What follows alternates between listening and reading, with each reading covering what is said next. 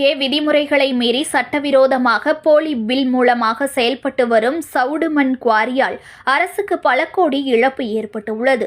20 அடி ஆழத்திற்கு மேல் மண் அள்ளப்படுவதால் நிலத்தடி நீர்மட்டம் பாதிக்கப்படுவதாக பொதுமக்கள் புகார் தெரிவித்துள்ளனர். திருவள்ளூர் மாவட்ட பொன்னேரி அடுத்த ஆரணி பகுதியில் பொதுப்பணித்துறைக்கு சொந்தமான ஏரியில் அரசு அனுமதியோடு சவுடு மண் குவாரி இயங்கி வருகிறது.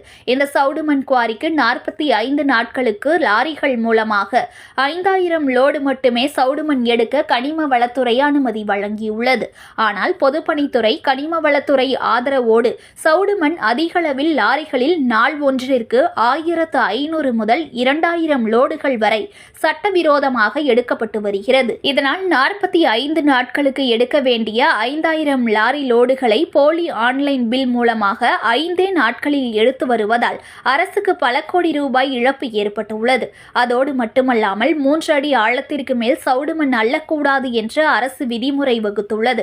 ஆனால் அரசு அதிகாரிகளை தன்வசம் படுத்திக் கொண்டு இந்த விதிமுறைகளை காற்றில் பறக்கவிட்டு தங்கள் இஷ்டத்திற்கு 20 அடி ஆழத்திற்கு மேல் மண் அள்ளப்படுவதால் நிலத்தடி நீர்மட்டம் பாதிக்கப்படும் என அபாயம் ஏற்பட்டுள்ளது. மேலும் ஒரே நேரத்தில் ஆயிரக்கணக்கான டாரஸ் லாரிகள் குவாரியில் குவிந்து வருவதால் ஏரியில் போதிய இடம் இல்லாததால் திருவள்ளூரிலிருந்து பெரியபாளையம் வழியாக ஆரணி பொன்னேரிக்கு செல்லக்கூடிய சாலையில் லாரிகள் 2 கிலோமீட்டர் தூரத்திற்கு சாலையின் ஓரத்தில் நிறுத்தி வைப்பதால் போக்குவரத்து பாதிக்கப்படுவதோடு இந்த லாரிகளால் அடிக்கடி இந்த சாலையில் விபத்துகளும் ஏற்பட்டு வருவதாக பொதுமக்களும் வாகன ஓட்டிகளும் குற்றம் சாட்டுகின்றனர்.